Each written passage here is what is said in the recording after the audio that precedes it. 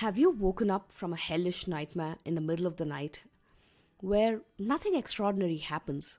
Just a nightmare that consists of bits and blobs from the numerous pieces of abstract information you consumed all throughout the day, put together in some ungodly fashion, making you wake up in a sweat? Just your average night's sleep after a regular work day that involved some work, lots of social media, meetings, Netflix, and of course, lots of caffeine. Have you observed just how much the information we consume without our full awareness? Do you feel overwhelmed by the sheer amount of information consumption every single day? Does it leave you feeling saturated or energized to do more? Hello and welcome back to a brand new episode on the Own Your Everyday series in the Being Miraculous podcast. I'm your host and self-awareness coach Shweta Shivraman, and in today's day, we are going to be discussing information overload in today's internet-first era and how we can manage this. Have you ever noticed how our minds retain insignificant pieces of information we'd consumed and bring it up randomly?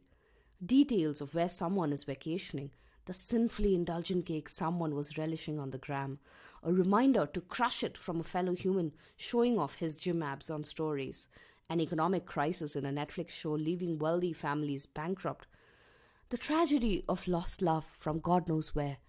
You get the drift. Can you imagine the many consequences the so-called innocent scrolling we indulge in every time we are bored for a few minutes has on our psyche?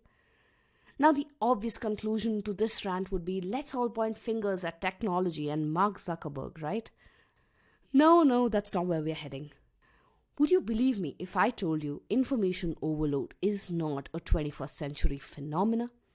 It is a crisis our ancestors have been fighting over and over again for centuries. The term was coined by a sociologist called George Simmel, forgive me if the pronunciation is incorrect, in the 19th century, roughly 100 years before the birth of the internet. He hypothesized that, and I quote here, overload of sensations in the modern urban world caused city dwellers to become jaded and interfered with their ability to react to new situations. Unquote. The truth is, information overload became a problem even before technology. Ancient Romans complained about the abundance of books as early as 1st century AD being a problem of information overload. In the 1st century AD, Seneca the Elder is said to have commented, "The abundance of books is distraction." In 1255, Dominican Vincent, of a name I cannot pronounce, also commented on the flood of information. The multitude of books, the shortness of time, and the slipperiness of memory is the cause for downfall in that century. The printing press invention in the 1400s caused another uproar because rapid adoption of printing caused an information overload. In the 1970s, there was a public uproar on the information overload because there were mind you I said six, TV channels, with some cities planning on as high as 42 channels. Let that sink in. There is a book by Evelyn Toffler called Future Shock around the same time that reignited the sphere of information overload. He writes, the dizzying disorientation brought on by the premature arrival of the future just as the body cracks under the strain of environmental overstimulation, the mind and its decision processes behave erratically when overloaded. Now, there are more and more alarmists that have been through the years, through the centuries. Of course, the numbers are laughable when compared to our hyper-connected reality today with a plethora of social media platforms and over 40 plus OTT platforms and countless TV shows.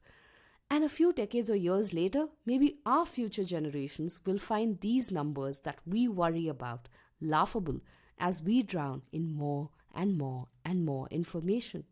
The thing about change is that we can all cry about it as much as we want, but the reality is we have only two options when it comes to the pace of change. We either learn to swim with the changing currents or stay put and drown, reeking of irrelevance and redundancy. Like Viktor Kahn says, reject change and we'll be enslaved by it. Others will accept the worst of it and dictate to us. Accept change and we may control it. So the natural question then is, how do we manage the situation of information overload? One, make it conscious. Right now, the entire process of how we consume information is unconscious. We are bored waiting for the computer to load, we open an app. We are bored waiting for Swiggy to deliver our cheat meals, we open another app. Simply being conscious that I am going to take in information can make a tremendous difference to how we receive it. 2. Recognize patterns. Not all information energizes us, some depletes us. This is personal for each and every one of us. Some content topics or some formats or in some cases some people can drain us more than others. It's important that we recognize these patterns for ourselves. For example, I realized when I hear shrill audio that's often accompanied with reels or graphic video content, it gets me more unsettled than content in the form of text. So avoiding that actively helped me control my information consumption or my reaction to information consumption a lot better. 3. Deliberately choose the variables. We'd like to play the card of the victim as if nothing in life is in our control, when in fact lots of things are. We need to deliberately choose critical variables of what, when, where, and how much. What information are we consuming and from what sources? Are they credible? 2.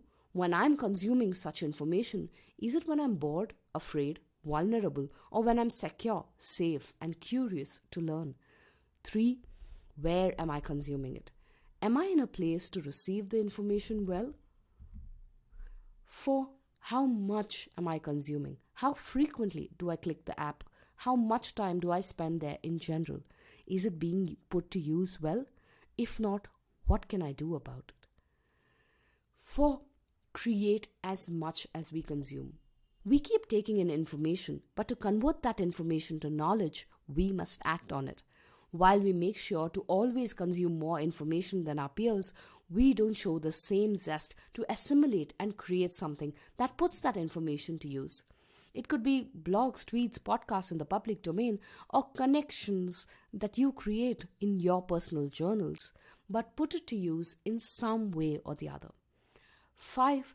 Pull the plug often. As much as we need to learn new information, we also need to disconnect and rest.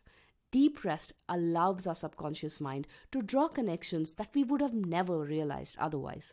To allow for that, we need to pull the plug often and disconnect. A simple way I do this is to turn the data off in my phone 1 hour before I go to bed and don't turn it on till I complete my morning routine. This usually works like a charm to process and integrate all that I've taken in the day before, just before nodding off to sleep. So there's your Own Your Everyday tip for this week. Try and reflect on the ways innocent scrolling is affecting your psyche and be more mindful in your content consumption so that you aren't fatigued by information overload. Until we meet again, this is Shweta signing off, hoping you have a phenomenal week ahead.